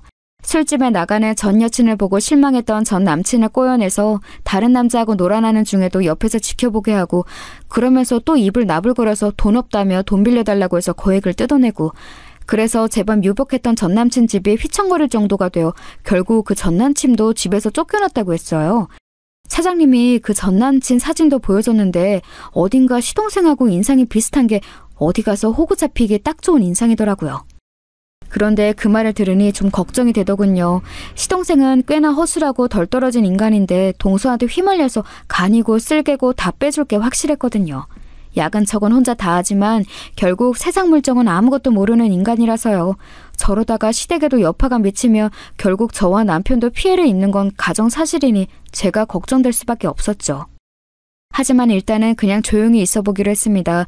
저희 집 문제도 아니고 일단 한 치 건너 두 치인 시동생네 일이었으니까요.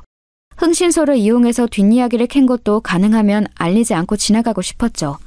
그대로 동서가 조용히 살면 좋은 일이지만 분명히 아닐 것 같다는 확신도 있었어요. 그렇게 동서네하고 신경전 아닌 신경전을 벌인 이후 몇 달이 지났습니다. 시부모님도 그 사이에 동서가 너무 건방지게 굴고 시동생이 그걸 편들어주느라고 말도 안 되는 소리 짓거리는 걸 너무 많이 보셔서 정이 많이 떨어지신 것 같더라고요. 원래 시부모님이 굉장히 다정하고 좋은 분들이셨는데 동서한테는 버티실 수가 없는 것 같았습니다. 사실 저는 그걸 옆에서 지켜보면서 과연 과거가 더러웠던 여자는 티가 나는구나 싶기도 했어요. 아무리 보통 일반 사람처럼 행동하려고 해도 싼 티가 나더라고요. TV를 같이 보다가 예쁜 여자가 좀 노출이 심한 옷을 입고 나온 걸 보면서는 남자 꼬시려고 저런 걸 입고 나왔다든가, 저 여자 연예인 진짜 얼굴 다 갈아엎었다든가, 심지어 가슴 성형 몇 천만 원 들여서 한 거 다 알고 있다든가 하는 소리를 끝도 없이 늘어놓더군요. 시어머니도 참 교양 있고 고상하신 분이라서 그런 말을 들으면 어떻게 반응해야 할지 모르겠는 얼굴이 되셨고, 시누이는 곧장 사자오라도 지르고 싶은 얼굴이었지만 애써 참는 게 눈에 보였어요. 그럴 때 제가 가만히 보다가 슬쩍 찔러보기도 했었죠. 동서 참 성형에 대해서 잘하네? 해봤나 봐? 네? 아니 형님, 무슨 말씀을 그렇게 하세요? 진짜 예의 없이. 어머, 아니면 아니라고 하면 되지 왜 화를 내? 이상한 사람이네. 동서는 화들짝 놀라면서 불같이 화를 내는데 저는 왜 그러는진 모르겠다는 것처럼 어깨를 으쓱거리면서 반응했죠. 솔직히 수가 빤히 보여서 재미있기는 하더라고요. 꼭 그런 이야기만 하고 나면 여자는 외모가 다라느니 성형이라도 해서 예쁜 게 낫다느니 자연인보다는 성형 미인이 훨씬 값이 많이 나간다느니 하는 이상한 소리를 하고는 했었어요. 시누이는 그런 말을 들으면서 가재미 눈은 떴지만 제가 은근슬쩍 말려서 간신히 참고는 했었죠. 만약 그냥 두었으면 어지간히 동서하고 시누이하고 싸웠을 거예요. 하지만 동서는 사실 싸울 가치가 없는 사람이었기 때문에 시누이한테도 굳이 말대꾸하지 말라고 제가 말렸었죠. 그런데 조용하게 지나갈 리가 없다는 제 예감이 사실이 된 날이 왔어요. 어느 날 시댁 식구들이 전부 모인 날이었는데 동서 얼굴하고 시동생 얼굴이 다 무척 어둡더라고요. 좀 둔한 편인 남편이 의아하다는 듯이 물을 정도였어요. 재수씨, 무슨 일 있어요? 별로 기분이 안 좋아 보이네. 말했다시피 동서는 희한할 정도로 저희 남편을 좋아했거든요. 남편이 그렇게 관심을 보이면서 묻자 동서는 금방 빵긋 웃으면서 고개를 도리질 치더군요.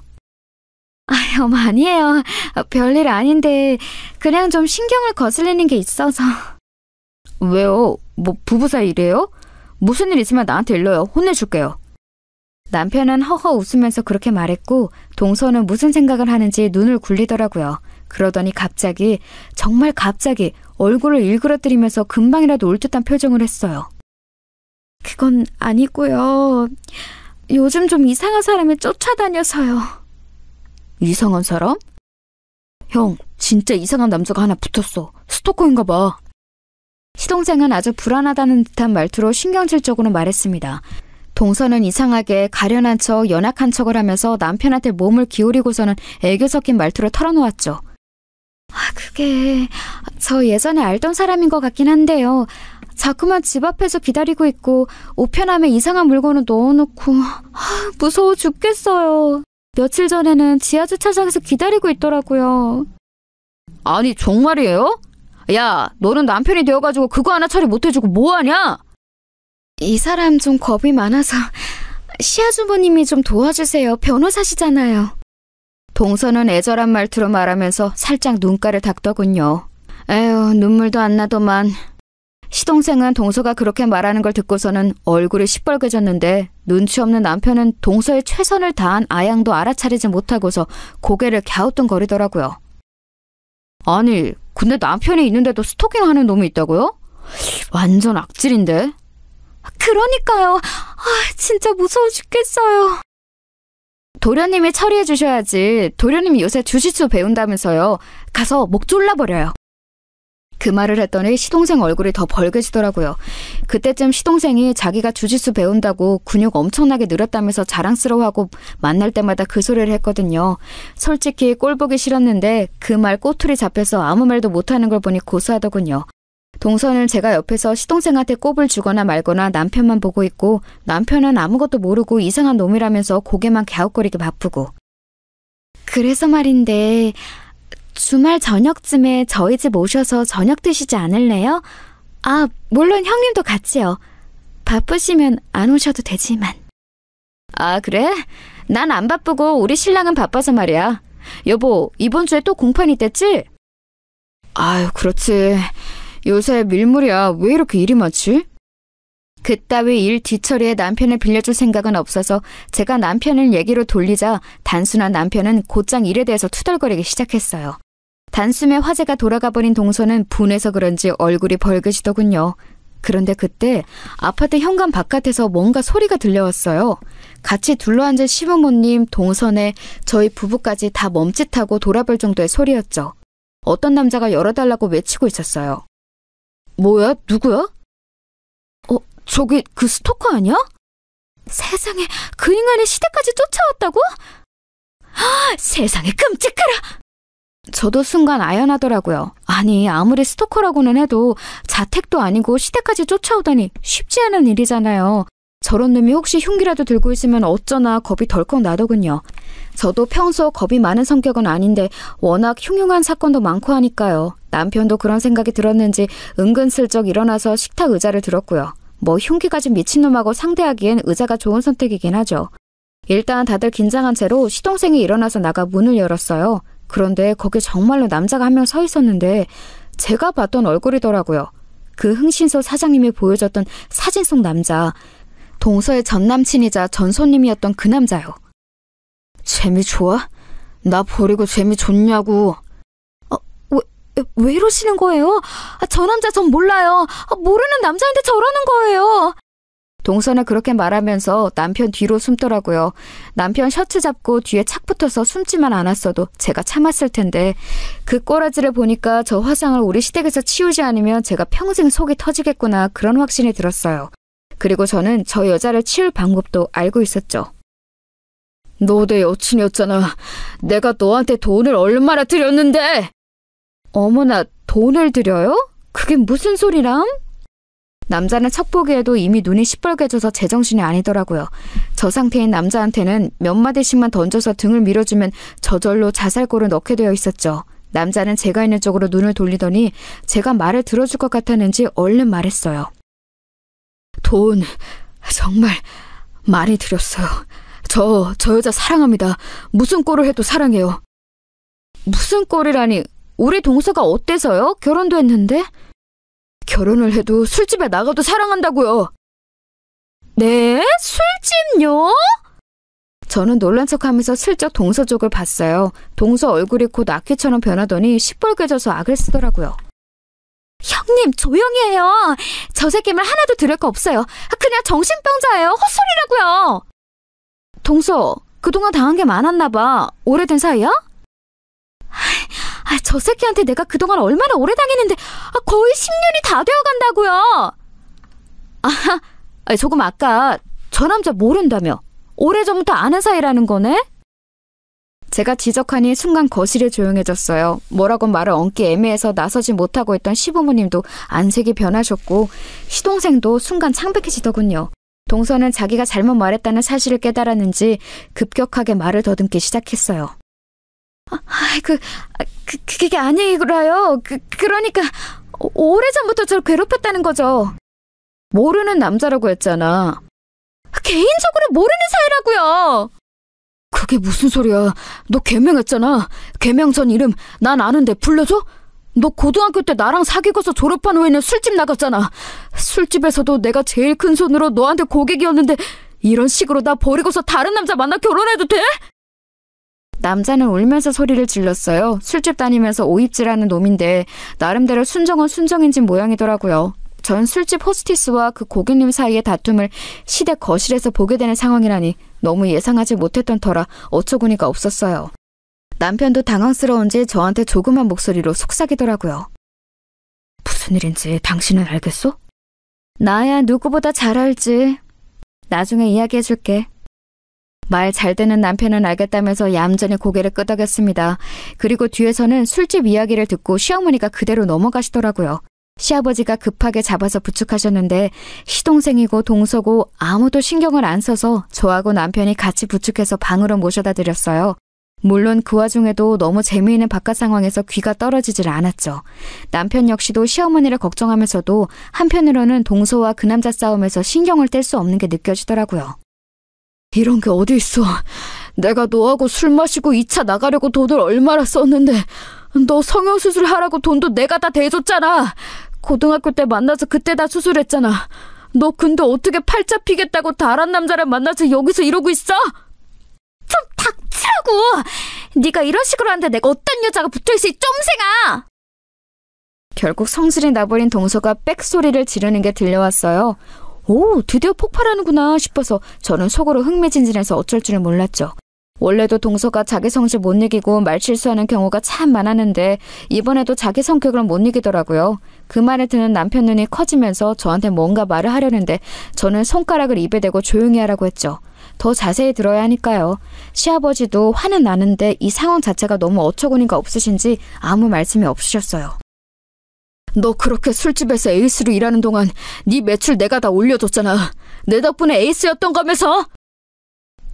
이 멍청이가. 야, 네가 무슨 다 올려줘? 내 손님이 얼마나 많았는데. 너 맨날 와서 징징대면서 돈도 안 써서 마담언니가 너 얼마나 싫어했는지 알아? 진짜 대화 흘러가는 꼬라지가 가관이더라고요. 그나마 오늘은 시누이가 없어서 중간에 벼락까지 화를 낼 사람이 없어 다행이었죠. 저는 슬쩍 나가서 시동생 안색이 어떤가를 살펴봤어요. 현관문 근처에 선 채로 시동생은 얼굴이 시퍼래져 있더라고요. 동서는 악을 쓰면서 남자하고 삿대질하면서 싸우고, 남자는 동서가 미는데도 안 쫓겨나려고 현관문에 몸을 끼운 채로 울 것 같은 표정으로 소리를 지르고 있었고요. 시댁 아파트 라인에 소문 다 났겠네 싶어서 제가 끼어들어야 하나 어째야 하나 고민이 되던 때에 마침내 시동생이 입을 열었어요. 술집 여자였구나. 여보, 그런 거 아니에요. 그런 게 아니라 내 말 좀 들어봐요. 저 이상한 스토커 말만 듣지 말고. 지금 그렇게 다 직접 말해놓고 나더러 뭘 믿으라는 거야?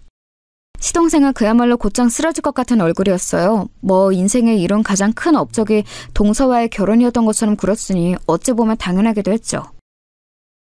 그래서 그렇게 술도 잘 마셨고 나 꼬시기도 잘 꼬셨구나. 난 정말 당신이 타고난 여우인 줄 알았어. 그게 아니라 술집에서 아주 단련한 거였구나. 여보, 그게 아니라니까. 결국 설득하기 힘들었는지 동서는 눈물 작전으로 나가기로 했던 것 같아요. 동서는 아끼처럼 소리를 지르던 얼굴에서 갑자기 울며 처연해진 얼굴로 돌변해서 눈물을 죽죽 흘리기 시작했죠. 여보, 내가 술집 나갔던 건 맞아요. 하지만 그건 정말 사정이 있어서. 내가 얼마나 불행하게 살았는지 알아요? 나 정말 힘들었다고요. 뭐가 힘들어? 너 고등학교 때 얼굴 다 갈아엎고 부모님이 그 돈 다 대줬잖아. 그거 다 받아먹고서 술집 나가서 네 맘대로 살겠다고 도망 나간 거잖아. 내가 다 아는데 어디서 거짓말을 치려고 해? 보통 남자가 너 살아온 인생 다 받아줄 것 같아? 남자는 아주 작정을 한 모양이더군요. 은근슬쩍 뒤에 서서 듣고 있는 저와 남편이 벌어진 입을 다물 수가 없을 정도였어요.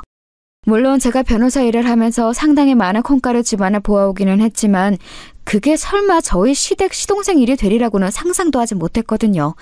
제 3자의 일을 보는 것과 그래도 시댁 일을 보는 것하고는 완전히 달랐어요. 동서는 이제 정말 안 되겠는지 그 남자를 끌고서 현관문 밖으로 나가버리더라고요. 남자는 순순히 따라 나갔고 현관문이 닫혔는데도 시동생은 따라 나가지 않았어요. 그냥 멍청하게 닫힌 문만 바라보면서 멍하니 서 있더라고요. 그리고 바깥에서 시끄러운 소리가 나더니 결국 둘 다 같이 완전히 나가버린 것 같았어요.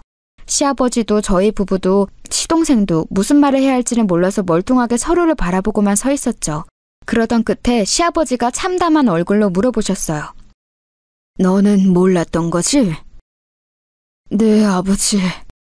시동생은 곧 울 것 같은 얼굴이더군요. 저와 남편은 얼른 눈인사만 하고서 가방하고 옷을 챙겨서 시댁을 빠져나왔어요. 이제 시부모님하고 시동생이 해결할 문제인 것 같더라고요. 나와서 차에 타고 집에 가면서 남편이 물어봤어요. 당신은 알고 있었어? 눈치가 뭔가 아는 것 같던데. 이번에는 그래도 어쩐 일로 눈치가 있네? 응, 알고 있었어. 아니, 어디까지?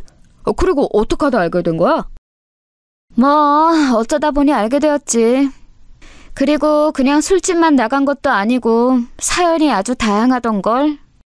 저는 흥신소를 통해 알아냈던 일을 전부 남편한테 말해주었어요. 남편은 처음에는 침착하게 듣다가 결국에는 경악한 표정이 되었죠.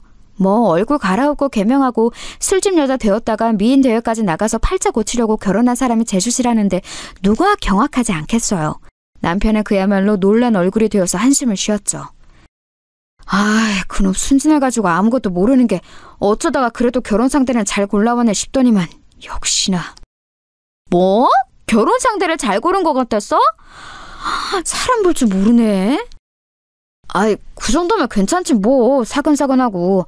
근데 그런 과거가 있으면 이제 완전히 이야기가 달라지지만. 하여간 남자들이란 여자가 좀 예쁘고 상냥하게 말하면 무조건 결혼 상대로 좋은 줄 알더라고요. 하긴 동서가 희한할 정도로 남편한테 좋은 말만 하기는 했었죠. 아마 술집에서 일하던 가락 같기는 했어요. 저는 남편도 시동생도 좀 한심하면서도 뭐 남자들이니 그러려니 해야지 싶었죠. 그 뒤는 뭐 뻔하죠.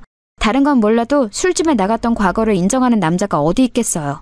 게다가 시동생은 미인대에 출신 미인을 아내로 맞이해서 자기가 우리보다 더 우월해졌다는 자신감에 취해 있었는데 사실은 그 미인이 술집 출신이라고 하니까 완전히 자존심이 구겨져 버린 거였죠. 시동생은 정말 칼같이 이혼 통보를 했고 동서가 들러붙었지만 결국은 돈을 좀 받고서 떨어져 나가버린 모양이더군요. 애초에 동서는 신분 세탁해서 팔자를 고쳐보려던 거였기 때문에 그냥 더러워도 돈 먹고 떨어지라는 식으로 위자료를 줘버렸더니 금방 협의 이혼에 동의했대요. 사실 동서가 과거를 속였으니 소송할 수도 있었지만 거기까지는 이야기해주지 않았어요. 제가 알 바가 아니니까요. 시부모님이 그 와중에 마음고생이 참 많으셨지만 그래도 협의 이혼으로 그리 시끄럽지 않게 끝나서 다행이었죠. 동서가 이혼하면서 끝까지 저한테 저주를 퍼부었다고 하긴 하더라고요. 그게 맨날 중간에서 회방을 놓았다고요. 못생긴 게 잘난 남편 만나서 사는 게 무슨 복인지 모르겠다고. 뭐 그렇게나 질투나고 부러우면 본인이 능력 있고 바르게 살았어야죠. 안 그런가요?